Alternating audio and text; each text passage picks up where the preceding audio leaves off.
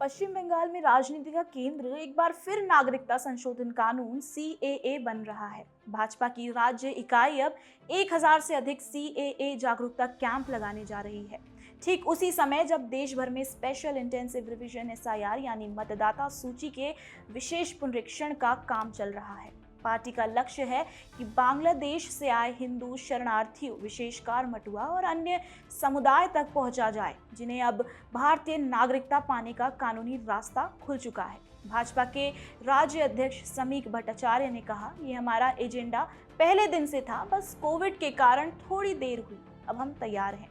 मुख्यमंत्री ममता बनर्जी ने सीएए का पुरजोर विरोध किया। उनका आरोप है कि ये कानून मुसलमानों को बाहर करने की साजिश है। यही वह बिंदु है जहां से पूरे बंगाल में फेक न्यूज़ और भ्रम की राजनीति शुरू होती है। सच्चाई ये है कि सीएए किसी की नागरिकता छीनता नहीं, बल्कि उन लोगों को नागरिकता देता है जो धार्मिक आधार पर प्रताड़ित होकर पाकिस्तान, अफगानिस्तान और बांग्लादेश से भारत आए हैं और जो 2014 से पहले यहाँ रह रहे हैं। फिर भी बंगाल में इसे इस तरह प्रस्तुत किया गया कि मानो ये नागरिकता छीनने का कानून है। इस कथानक ने सीमावर्ती जिलों में डर और असमंजस का माहौल बना दिया। सीएए की जड़ें किसी राजनीति में नहीं, बल्कि दशकों से चले आ रहे धार्मिक उत्पीड़न में है। बांग्लादेश में हिंदुओं का प्रतिशत 1951 में लगभग 23% था, जो अब घटकर 8% से भी नीचे रह गया है। इस गिरावट के पीछे है जबरदस्ती धर्मांतरण, मंदिरों पर हमले, भूमि कब्जा और संगठित हिंसा, जिनकी अनदेखी वहां की सरकारों ने सालों तक की। 2024 में बांग्लादेश में सत्ता परिवर्तन के बाद हालात और खराब हुए।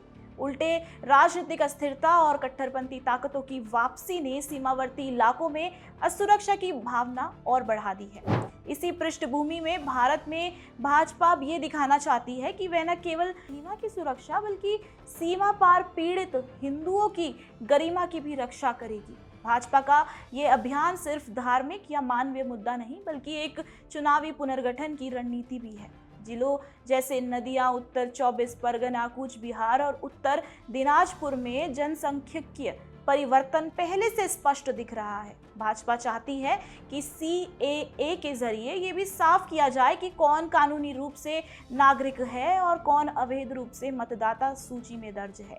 2024 की एक report electoral roll inflation in west Bengal बताती है कि राज्य की मतदाता सूची में लगभग 13.69% फर्जी नाम यानी करीब 1 करोड़ अतिरिक्त वोटर हैं।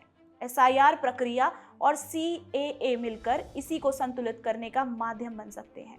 जहां मटुआ समुदाय सीएए का सबसे बड़ा समर्थक है, वहीं राजवंशी समुदाय की भूमिका भी इस पूरी राजनीति में अहम मानी जा रही है। राजवंशी ना तो खुद को शरणार्थी मानते हैं और ना बाहरी। वो उत्तर बंगाल के मूल निवासी हैं और क्षेत्र की 20 से अधिक विधानसभा सीटों को प्रभावित करते हैं। इसीलिए चाहे भाजपा हो या तृणमूल, दोनों जानते हैं कि उत्तर बंगाल में सत्ता की कुंजी राजवंशी मतदाताओं के रुख से ही तय होगी।